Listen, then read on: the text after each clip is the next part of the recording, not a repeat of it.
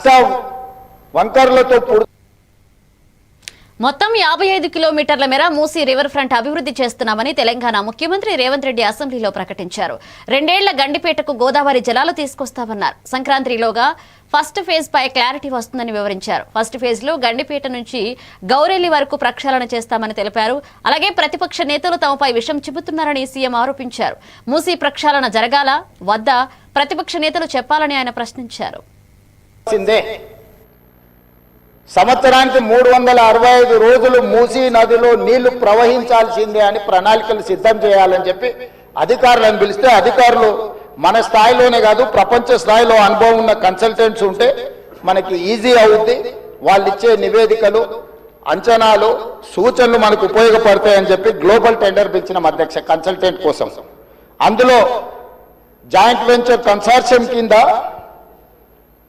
మాన్హాట్ Singapore private limited Singapore కు సంబంధించిన సంస్థ, Cushman Wakefield private limited, Rios design studio ఒకరు ప్రాజెక్టులు డిజైన్లలో, రెండవరు ఫైనాన్షియల్ కన్సల్టెంట్స్ ఒక ఆర్థికంగా ఏ రకంగా బ్యాంకుల నుంచి రుణాలు పొందాలి, ఏ రకంగా వ్యాపార కేంద్రాలను అభివృద్ధి చేయాలి, మూడవరు నీళ్లను ఏ విధంగా ఉపయోగించాలో ఈ ముగ్గురు కన్సార్షియం కింద ఏర్పడి ఈ రోజు మూసీ రివర్ డెవలప్మెంట్ ఫ్రంట్ నుంచి మనం టెండర్లు పిలిచి ఈ కన్సల్టెంట్ మనం అపాయింట్ చేసుకోవడం జరిగింది అధ్యక్ష. ఈ 3 వ్యాపార సంస్థలు కలిసి జాయింట్ వెంచర్ కింద ఈ రోజు మనం మూసీ నది ప్రక్షాళన, మూసీ నది పునరుద్ధరణకు కన్సల్టెంట్ గా ఉండి ఈ రోజు నివేదికలు తయారు చేస్తున్నారు అధ్యక్ష.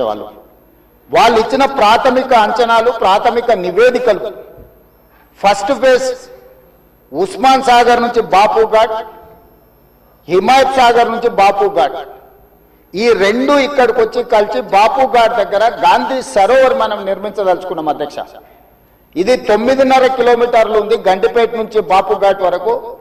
హిమాయత్ సాగర్ నుంచి బాపు ఘాట్ వరకు 11.5 కిలోమీటర్లు ఉంది అధ్యక్ష దాదాపుగా. ఈ 2 కలిస్తే ఒక వి షేప్ లో అభివృద్ధి జరుగుతుంది. ఇది 21 కిలోమీటర్లు.